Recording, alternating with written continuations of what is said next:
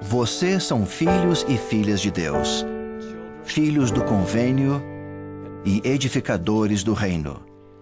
Não precisam esperar até atingir uma determinada idade para cumprir sua responsabilidade de ajudar no trabalho de salvação da família humana.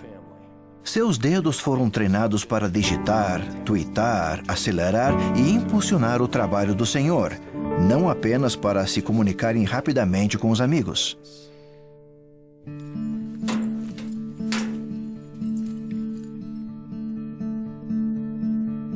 Well, start out about, mid-September. Bishop come to our house and wanted to see Cheyenne. He asked that Cheyenne would accept a calling to work on the Elijah Project. The Elijah Project is about all the youth coming together and finding their own ancestors and doing their ordinances, and it may seem hard at first, but it's a lot of fun. When Cheyenne was called, my mother had passed away about 3 days prior to that. We had just barely had her funeral. My parents, they were very strong, very into genealogy. So no sooner did the bishop leave, Cheyenne went straight to her grandfather that had just, had just lost his wife. And that kind of lifted his spirits. That was something that he was very excited for. Matter of fact, the first excursion to the temple, we took all the youth, and I remember when we pulled up that morning, and immediately he came out and wanted to know how it went. So we told him we did over 200 names, Dad. He was just excited. He knew everything and every name.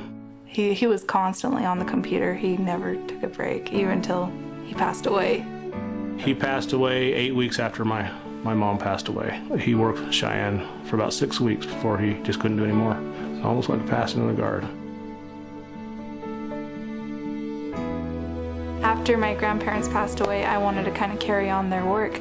As I go through family history, you can learn about the time when they were born and where they lived, and you can find stories on them and pictures, and it's almost like you almost get to know them and feel compassion for them. And I was going through my grandpa's books and we found journals, and one was about Susan Ellen Johnson. It just talks about all of her times on the plains and how she raised children that weren't hers, and what kind of faith she had and how she stuck to it. And she was a good horsewoman too.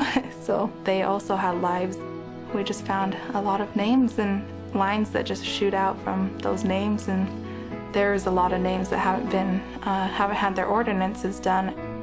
I've always just gone to the temple and done temple names, but when I got my first card, it was exciting to know that I'm doing it for my own ancestor and from my own lines, and I don't know, it just feels almost like they're there.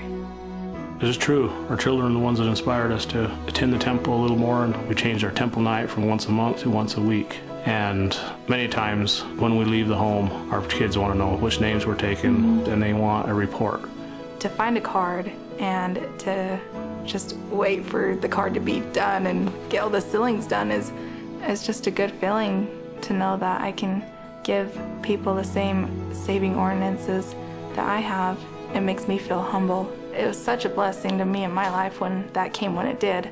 And now we're always going to the temple with the names that we have, and being able to do that with our whole family is such an amazing thing. It's something that has brought our family closer, and we've been very blessed.